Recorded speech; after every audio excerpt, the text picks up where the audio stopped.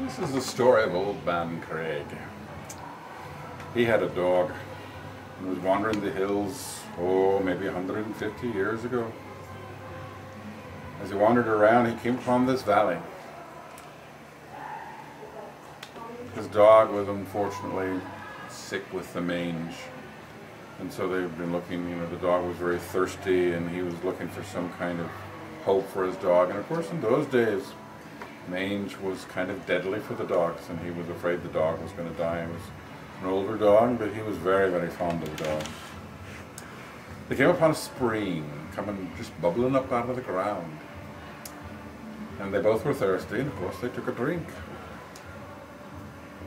The next day, they set their camp up there so that they could have the water, and the next day, amazingly, the dog seemed to be better.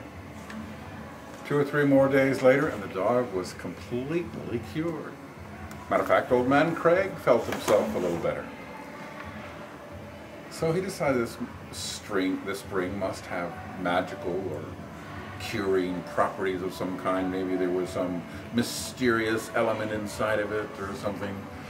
So he investigated further. He went out and found someone in the local area that also was ill, and he brought him some water from the spring. And sure enough, that person began to feel better too. Well, Mr. Craig, he thought this could be a good thing. But unfortunately, Mr. Craig didn't have a whole lot of money. He was a poor mountain man. And so he began looking for a partner. Because what he wanted to do was kind of develop a resort, and have other people come that they could, participate and partake of this healing spring. And so he found a man named Mr. Jefferson, no relation to Thomas, but Mr. Jefferson, he got together, and Mr. Jefferson funded the effort, and they kind of formed a partnership and started building buildings, and they developed a resort. Some of those buildings are still around today. The main building they built was the Jefferson Hotel. Of course, that was kind of Mr. Craig's, bow to Mr. Jefferson, since he was laying out the money, that they named the hotel after him, but they named the springs after Mr. Craig. So it was the Craig Healing Springs and the Jefferson Hotel. A nice big 3-story hotel.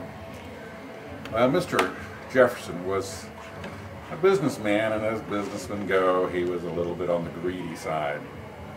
Time went on, they were making lots of money, but Mr. Jefferson, he wanted to make more money, and he kind of wanted Mr. Craig's part of the money. He fashioned this to be Jefferson Healing Springs, or Jefferson's Resort, or something like that. Didn't want to share any of the glory. So one day he and Mr. Craig were up on the 3rd floor balcony of the Jefferson Hotel, got into an argument, and Mr. Jefferson killed poor old Mr. Craig. Chopped his head right off with an axe that happened to be nearby. And when he did that, the head bounced off, fell all the way down over the railing down and hit the ground and rolled into some brushes and bushes,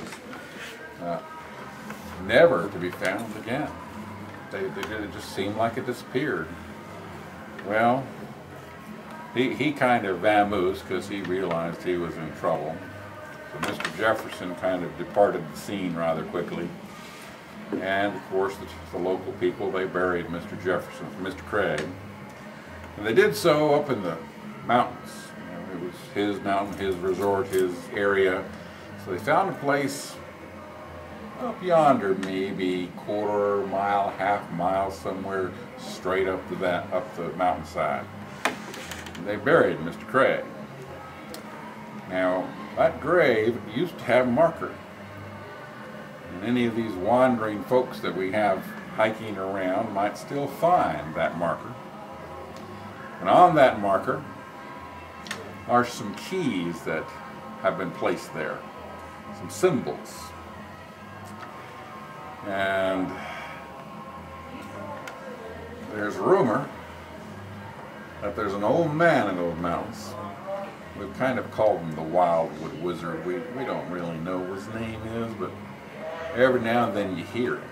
Nobody's really seen him, but you hear him sometimes when you're out there on the mountainside and the wind blows a certain way. You can hear kind of a wailing noise. We used to have a stone marker here in the camp that kind of corresponded and was the key. That seems to have turned up missing too. Somewhere there's the key, and there's the gravestone, and if you put them together, you find a treasure that Mr. Craig had hoarded up. And he wasn't a greedy man, but you know, he kind of was nervous about Mr. Jefferson, so he's got this treasure buried somewhere around. And we just haven't been able to find it.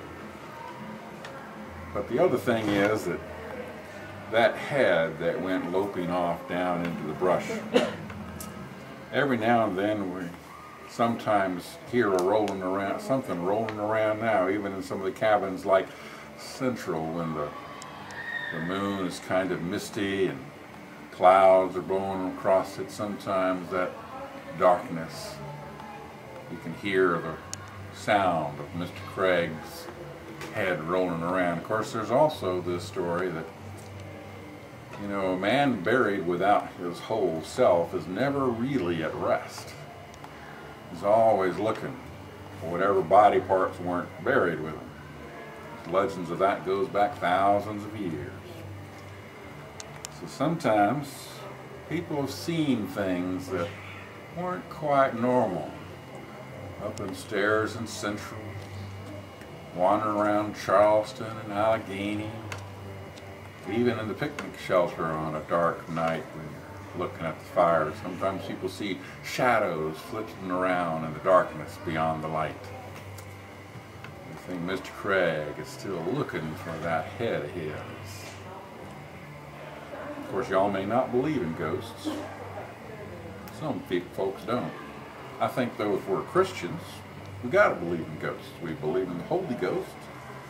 Everybody's, when they pass on, they kind of have a ghost, a spirit.